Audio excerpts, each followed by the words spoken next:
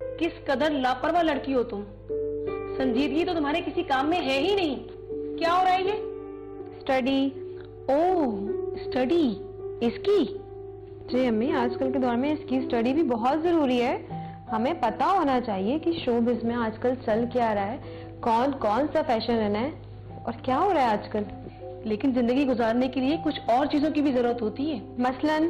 मसलन जिंदगी को बेहतर और खुशहाल क्या चीजें बनाती हैं? सलीका शारी क्या होती है?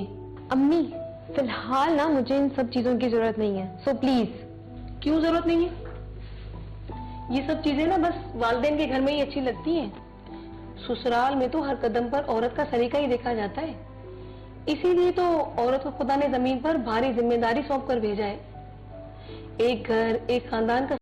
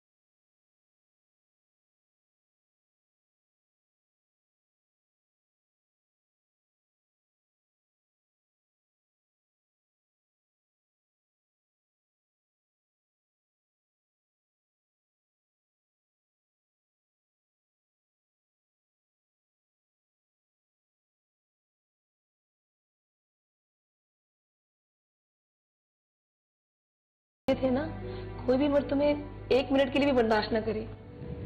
पता नहीं उन्हें क्या हो गया है। जमील अफरोज का तो भूत सवार हो गया उनके सर पे। जमील अफरोज वो तुम्हारा यूएस वाले कजन जो सर्जन है?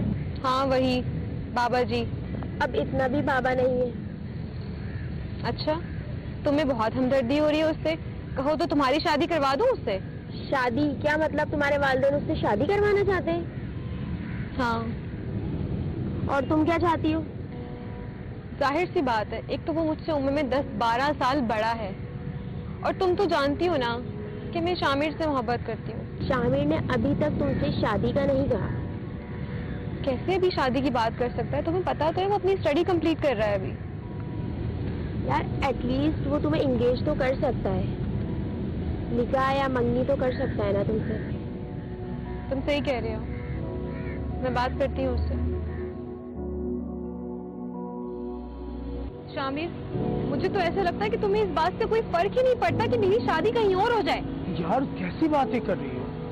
मैं ऑफ कोर्स परेशान हूँ, डिस्टर्ब हूँ मैं। तुम्हारे डिस्टर्ब होने से ना मसले का हल नहीं निकलेगा। अब तुम करो अपने घर वालों से बात। अच्छा तो फिर ठीक है, हम कोर्ट मैरिज कर लेते हैं। क्या कोर्ट मैरिज? शामिर, मैं एक इज्जतदार फैमिली से बिलोंग करती हूँ। मैं चाहती हूँ कि हमारी शादी सबकी रजामंदी से हो। तुम क्यों बहाने बना रहे हो यार? तुम बात करो अपनी फैमिली से आज।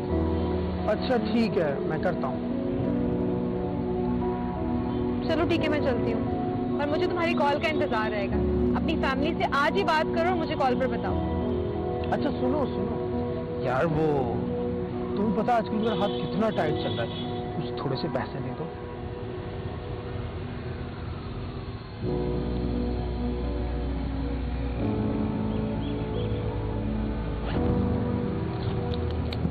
ये लो पैसे और बात करो अपनी फैमिली से। हाँ ठीक है, पैसे आ गए ना तो मैं लोड करवा के अम्मी से ही बात करूंगा।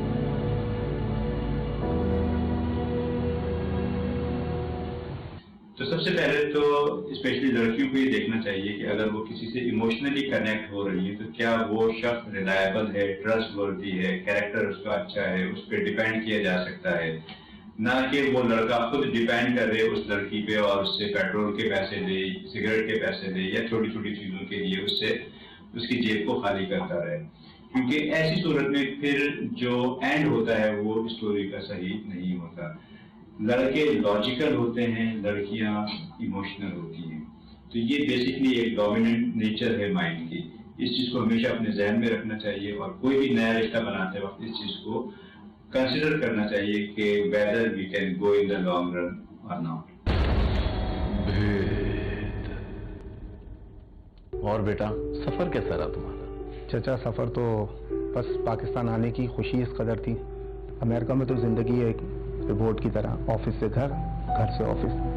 पाकिस्तान आओ तो अपनेपन का एहसास होता है। हाँ भाई, असल जिंदगी की खुशियां तो अपनों के साथ ही होती हैं बेटा। हाँ बेटा, आज भाभी और भाईजान जिंदा होते तुम्हें देखकर बहुत खुश होते।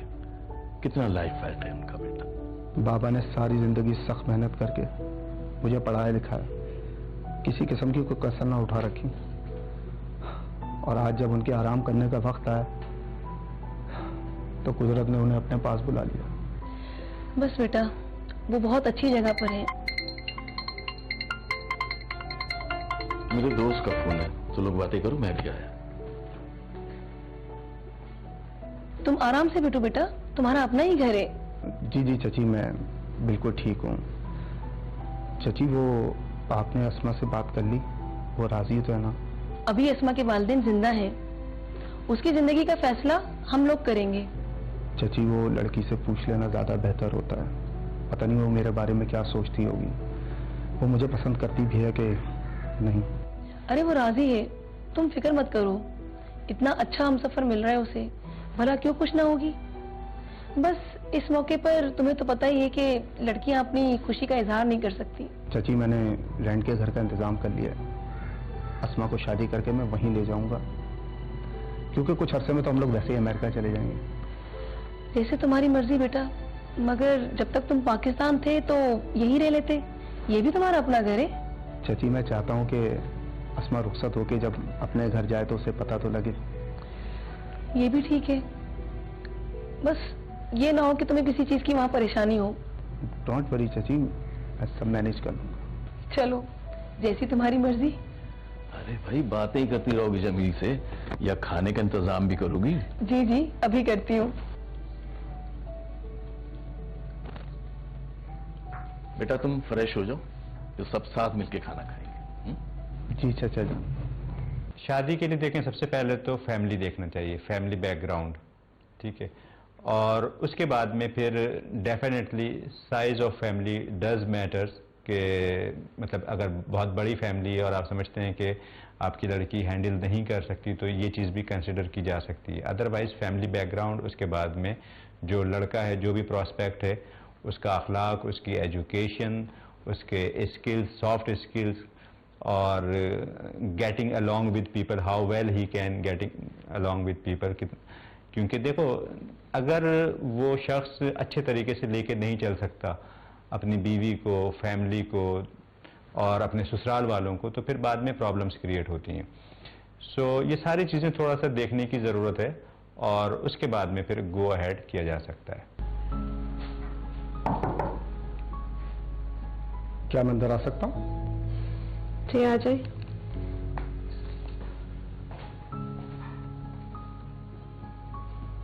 क्या हुआ, नाराज थी, खाने भी नहीं आई? नहीं, मेरी कुछ तबीयत ठीक नहीं थी। ओह, आपने मुझे बता दिया होता, मैं दवाई लिख देता आपको। मेरे सर में कुछ दर्द था, पर अब मैं ठीक हूँ। शुक्र है अल्लाह का। वैसे पढ़ाई कहाँ तक पहुंची आपकी? बस सो है।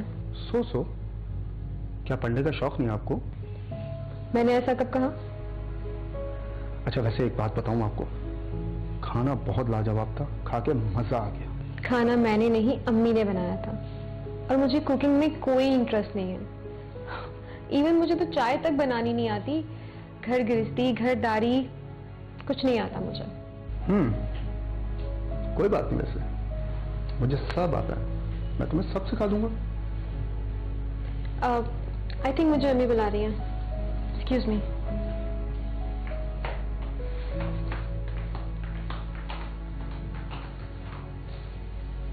यही तो मशरकी लड़की का हुस्न है जो मुझे सात समंदर पार से खींच लाया। मुझे बहुत इत्मीनान हुआ है जमील को देख के। बड़ा समझदार सुलझा हुआ लड़का है। बिल्कुल सही कह रहे हैं, हमारी अस्मा को बहुत खुश रखेगा। वैसे भी मैं अस्मा को लेकर बहुत परेशान थी, उसकी नामुवालीपन से। अस्मा चुप चुप सी रहती है, जैसे कुछ कहना चाह रही हो। वो इस रिश्ते से खुश तो है?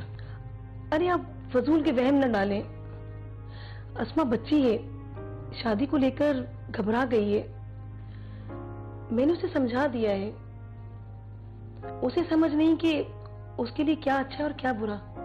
सना, ऐसा करो कि मेहमानों की लिस्ट बना लो और जो जो चीज की तुम्हें जरूरत हो वो अलग लिख लेना। ऐसा ना हो कि शादी में कोई कमी बेशी रह जाए और हम किसी को इनवाइट करना भूल जाएं। अकलौती बेटी है हमारी, सबको बुलाएंगे। जी जी, मैं भी बना लेती हूँ। और हाँ, अस्मा को लेकर मुझे कल कुछ चीजें लेने मार्केट जाना है, तो आप मुझे कुछ पैसे दे दीजिएगा। हर चीज मेरी बेटी की पसंद की होनी चाहिए।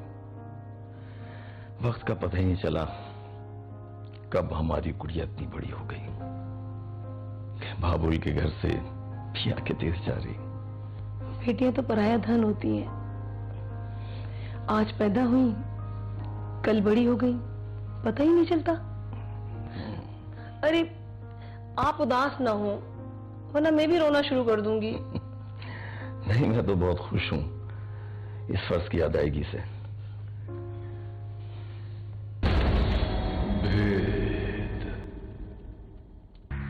अलीना प्लीज मुझे बचा लो। मैं ये शादी नहीं करना चाहती। मैं नहीं रह सकती शामिर के बगैर। भूल जाओ उसे, वो एक धोखेबाज इंसान था।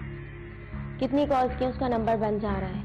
अगर उसे इतनी मोहब्बत होती तो रिश्ता लेकर आता। क्या पता वो किसी प्रॉब्लम में हो। जो भी प्रॉब्लम थी कॉल करके बता सकता था। मेरी मानो उसे भूल जाओ। अंकल आंटी ने तुम्हारे लिए बहुत अच्छा इंतखाब किया है। जमील एक बहुत अच्छा, समझदार और सुलझा हुआ इंसान है। बच्चों वाली बातें नहीं करो। बच्चों जैसा खेल तो मेरे साथ खेला जा रहा है। देख लेना, इसका अंजाम बहुत बुरा होगा। तुम क्या समझती हो, ये सब करके तुम अपने वालिदैन को खुश करोगी? पूरे खानदान में उनका मजाक बना के तुम्हें अच्छा लगेगा? तो वालिदैन को भी बच्चों की खुशी का ख्याल करना चाहिए ना। जबरदस्ती करना कहाँ का इंसाफ है। शामिर अगर तुम्हारा रिश्ता भेज देता तो तुम्हारे वालिदैन तुम्हारा साथ दे देते।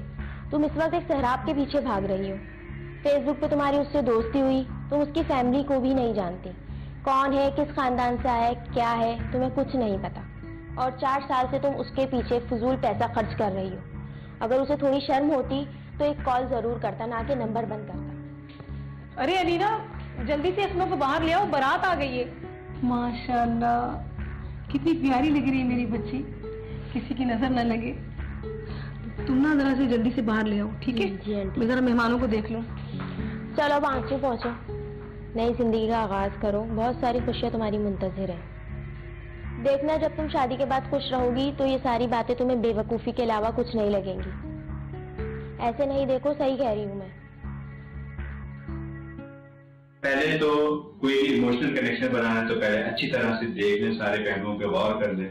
और अगर ऐसी चीज हो जाती है और वो सक्सेसफुली एंड अप नहीं होती, ब्रेकअप हो जाता है, तो हमें थोड़ा सा ये सोचना चाहिए, स्पेशली लड़कियों को ये सोचना चाहिए, बजाय इसके कि बहुत ज्यादा इमोशनल हो, वो ये सोचे कि अल्लाह ताला ने उनके लिए कुछ बेहतर रखा होगा आगे। वो शख्स आपके लिए बेहतर नहीं था, अल्लाह ताला की तरफ से वो बेहतर रिश्ता नहीं था, वो आपके लिए नहीं था। उसके साथ शादी ना होने में आपके लिए बेहतरी है, और जो जिससे शादी हो गई वही आपके लिए बेहतर है। तो जिससे शादी हुई उसको हमेशा अपना बेस्ट देना चाहिए और पास की चीजों के साथ कंपेयर नहीं करना चाहिए। क्या मैं हार जाऊंगी? आज जमील अफरोज जीत जाएगा। वो जिसे मैंने कभी चाहा ही नहीं था, कबूल कर लूंगी क्या? नहीं नहीं, हरगिज नहीं हारूंगी। इसके कमरे में आने से पहले मैं सो जाती हूँ।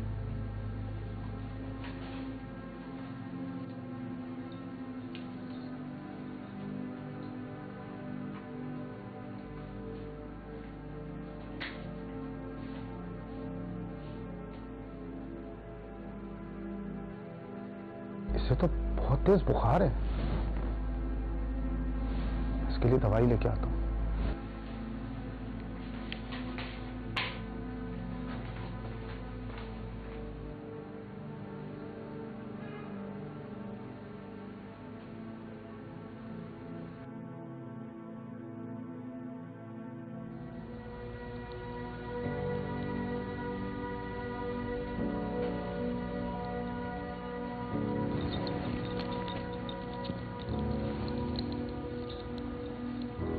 और अब तुम्हारी तबीयत कैसी है?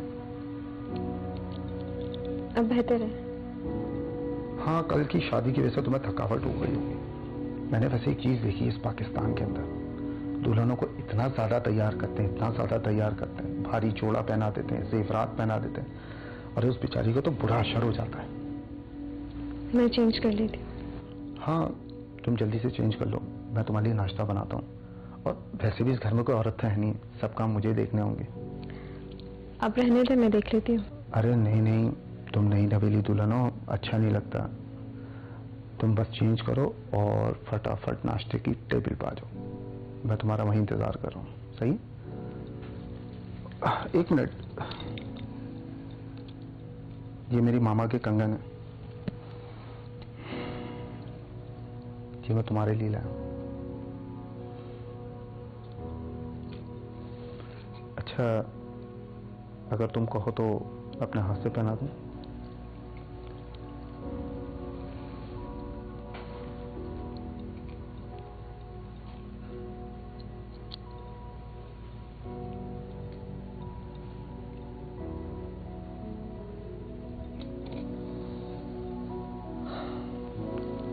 अब तुम जल्दी से चेंज करके नाश्ते की टेबल पे आ जाओ, मैं तुम्हारा इंतजार कर रहा हूं।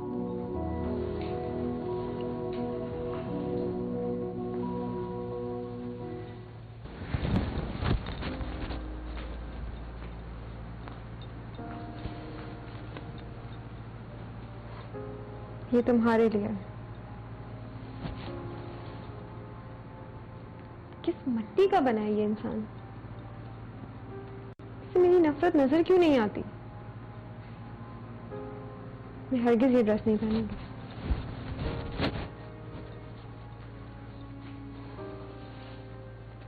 अरे, तुमने अभी तक ड्रेस चेंज नहीं किया, हमें देर हो रही है, बाहर डिनर पे जाना है। मेरी तबीयत ठीक नहीं है, आप चले जाएं। आज तो तुम्हारी तबीयत बिल्कुल ठीक लग रही है। जल्दी करो, मेरे दोस्त ने तुम्हारे और मेरे लिए डिनर अरेंज किया है। अच्छा लगेगा, मैं अकेला जाऊंगा। अच्छा ठीक है, क्या आप मुझे वापसी में अम्मी के घर छोड़ देंगे? हाँ, छोड़ दूंगा, लेकिन अभी नहीं, क्योंकि तुम्हारी और मेरी शादी को सिर्फ अभी 1 से 2 दिन ही हुए हैं। मेरा दिल बहुत उदास है, प्लीज आप मुझे अम्मी के घर छोड़ दीजिएगा। अगर तुम्हारा दिल उदास है तो तुम मेरी आंखों में देखो, मेरे दिल में हर वक्त सुबह और शाम मेला लगा रहता है। प्लीज जमील। जमील?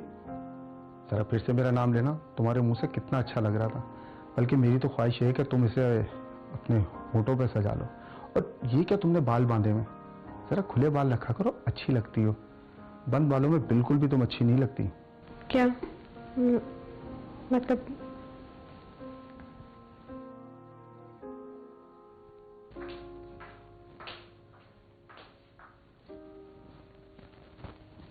अस्मा, तुम सुबह सुबह आ गई। जमील का फोन आया था, परेशान हो रहा था। तुम बताकर तो आती बेटा, शाम में आएगा वो तुम्हें लेने के लिए। अम्मी, अब मैं उसके साथ नहीं जाऊंगी। क्या बक रही हो? शोहर है वो तुम्हारा। मैं उससे शौहर नहीं मानती, नहीं करती मैं उससे मोहब्बत। आप लोगों ने मेरे साथ ज्यादती की है। कैसी ज्यादती? अरे, इतने मोहब्बत करने वाला इंसान है वो। लड़कियां तो ऐसे शोहर की ख्वाहिशमंद होती हैं, बेवकूफ। मुझे वो नहीं अच्छा लगता अम्मी, नहीं रहना मुझे उसके साथ अब। तुम आंख से खेल रही हो अस्मा, तुमने खुद उसे कभी जानने की कोशिश नहीं की। और हाँ, जमील के आगे ना ये सब बातें मत करना। मैं जमील को सब कुछ बता दूंगी। मैं अब मजीद एक झूठी शादी का खेल नहीं रचा सकती। होश में तो हो लड़की, कितने लोगों के आगे उसने तुमसे निकाह किया है, इज्जत बनाई है तुम्हें अपनी, और तुम इसे झूठी कह रही हो।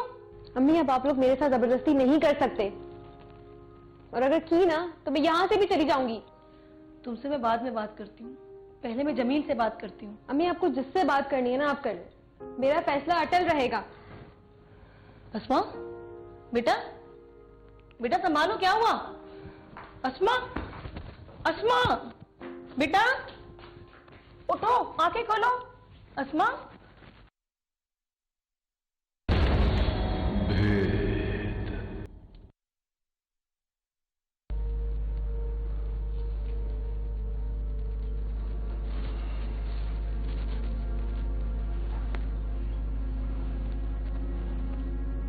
तुम्हें मुझसे आज़ादी चाहिए ना? इसके लिए तुम्हें थोड़ा सा इंतजार करना होगा। शरई हद है। मेरी अमानत मुझे लौटा दो, उसके बाद जैसे चाहो अपनी जिंदगी गुजार सकती हो। मुझे अगर जरा सा भी अंदाजा होता कि मैं तुम्हारी जिंदगी में जबरदस्ती दाखिल हुआ तो शायद मैं तुम्हें कब का छोड़ चुका होता। मुझे नहीं मालूम था कि तुम किसी और को चाहती हो।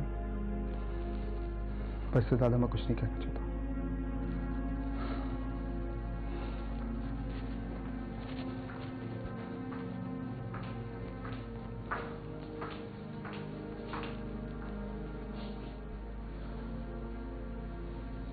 जमील बेटा, तुम अपनी बीवी को अपने साथ ले जाओ, तुम इसका बेहतर ख्याल रख सकते हो। अगर अस्मा मेरे साथ चलना चाहे तो मुझे कोई एतराज नहीं है। इसे क्या एतराज होगा? इनके बाबा का भी यही हुक्म है कि ये तुम्हारे साथ जाएगी, और इस हालत में शौहर का बीवी के साथ होना बहुत जरूरी है। बीवी को उसके शौहर से बढ़कर चाहने वाला और ख्याल करने वाला कोई हो ही नहीं सकता। जो हुक्म आपका चाची। जी, तो याद आ गई आपको मेरी? कहाँ गायब हो गई नहीं तुम? कहीं नहीं यार, बस अब्बू की तबीयत ठीक नहीं थी, हॉस्पिटल और घर के अलावा कुछ नहीं था। अब कैसे तबीयत है अंकल की? अल्लाह का शुक्र है, अब तो बेहतर है। तुम बताओ, मुबारक हो, सुना है माँ बनने वाली हो। तुम्हें किसने बताया? कौन बताएगा, तुम्हारी अम्मी की कॉल आई थी, वो बहुत परेशान है तुम्हारी वजह से। क्यों अपनी बची बसाई जिंदगी बर्बाद कर रही हो? मेरी जिंदगी ठीक कब थी? सब कुछ ठीक है, तुमने ही खराब किया हुआ है। मैं तुम्हें बहुत जरूरी बात बताने आई हूँ जो तुम्हारी जिंदगी बदल सकती है। क्या बात है? मैं जिस हॉस्पिटल में थी वहाँ शामिर भी था। क्या? कैसा है वो? तुमने बताया उसे मेरे बारे में? मैं क्या बताती उसे तुम्हारे बारे में, वो अपनी बीवी के साथ था। बीवी? हाँ, बीवी के साथ था वो अपनी, और उसका 7 साल का एक बेटा है और दूसरे बच्चे की आमद है उसकी। तुम झूठ बोल रहे हो, मुझे यकीन नहीं है तुम्हारी बात पे। मुझे पता था तुम्हें यकीन नहीं आएगा, इसलिए मैं उसकी बीवी और बच्चे की तस्वीर लेके आई हूँ तुम्हारे लिए। ये देखो, वो अपनी जिंदगी में बहुत खुश है और तुम ही अपनी जिंदगी बर्बाद करने में तुली हुई हो।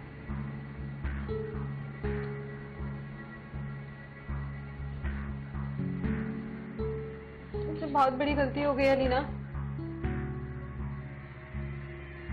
मैं ये क्या करने जा रही थी? मैं अपने ही हाथों अपना घर बर्बाद करने जा रही थी। खैर, अब तुम रो नहीं, अल्लाह ने तुम्हारी आंखें इसी तरह खोलनी थी।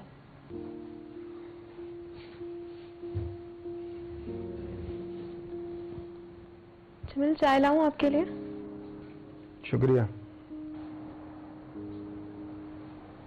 आप नाराज हैं? नहीं। अब मुझे बेबी की कुछ शॉपिंग करनी है, आप प्लीज मुझे मार्केट ले जाएंगे? मैं थका हुआ हूँ, तुम ड्राइवर के साथ जाके शॉपिंग कर लो। आपकी तबीयत तो ठीक है? हाँ, मेरी तबीयत ठीक है। और तुम्हें कब से मेरा एहसास होने लगा? जब से मुझे ये अंदाजा हुआ है कि आप कितने सही थे और मैं कितनी गलत थी। मैंने आपको पहचानने में बहुत देर कर दी जमील, पर मुझे अब अपनी गलतियों का एहसास हो गया है। गलती हो गई मुझसे जो मैंने शादी में इतनी जल्दबाजी की। मुझे ये रिश्ता सोच समझ के कबूल करना चाहिए था। वैसे भी मेरी उम्र बहुत बड़ी है और तुम मुझसे बहुत छोटी हो। एहसास ही नहीं हुआ मुझे। समीर, मोहब्बत में उम्र की कोई कैद नहीं होती। क्या हम एक नई शुरुआत नहीं कर सकते? वो मेरा पास था जो गुजर गया, और गलती किससे नहीं होती। मेरी नादानी, मेरी गलती समझकर मुझे माफ कर दें। मैं अब आपके बगैर नहीं रह सकती। अम्मी सही कहती थी कि निकाह में बहुत ताकत होती है। मैंने आपके साथ बहुत बुरा बर्ताव किया, हमेशा आपसे दूर रहने के बहाने ढूंढती रही, आपको नीचा दिखाने की कोशिश की, पर अब मुझे अपनी हर गलती का एहसास हो गया है। गलती तो मुझसे हो गई। मैसेज पढ़ लिए मैंने सारे तुम्हारे, बहुत अजीब सा लगा मुझे। वाकई ये फैसला मुझे सोच समझ के करना चाहिए था। गलत आप नहीं थे, गलत मैं थी कि मैंने एक गलत इंसान पर भरोसा किया था। क्या हम एक नई शुरुआत नहीं कर सकते? क्या आप मुझे माफ नहीं कर सकते? आसमा, तुम जानती हो ये निकाह के जो डॉक्यूमेंट्स होते हैं ना, ये महज सिर्फ एक कागज का टुकड़ा नहीं होते। इसके अंदर दो दिलों का मिलना और एक दूसरे से इकरार मोहब्बत होता है। लेकिन तुम इन सब बातों को कहां जानो? तुम तो मुझे आज तक समझ ही नहीं सकी। बहरहाल, अगर तुम्हें अपनी गलती का एहसास हो ही गया है तो कोई बात नहीं, अच्छी बात है। Don't become dishonest with anyone. पहले पास्ट को आप कंप्लीटली वॉश आउट कीजिए, रिमूव कीजिए। इसके लिए आप काउंसलिंग थेरेपीज ले सकते हैं, ब्रेकअप थेरेपीज ले सकते हैं, और चीजें आजकल के दौर में बहुत ज्यादा आसान हो चुकी हैं, और ताकि आप ऑनेस्टी के साथ आगे बढ़ सकें। पास्ट में कुछ हुआ, आगे नहीं चल सका, कोई बड़ी बात नहीं है, लेकिन उसको मौजूदा रिश्ते के साथ अपने माइंड में कैरी करना, दिस इज ग्रेट डिसऑनेस्टी। तो इस चीज को खत्म करना चाहिए, और फिर अपनी फुल एफर्ट्स के साथ, अपना बेस्ट के साथ, अपना बेस्ट देने के एटीट्यूड के साथ जिंदगी में आगे बढ़ना चाहिए। तो इंशाल्लाह जिंदगी में अच्छा होगा।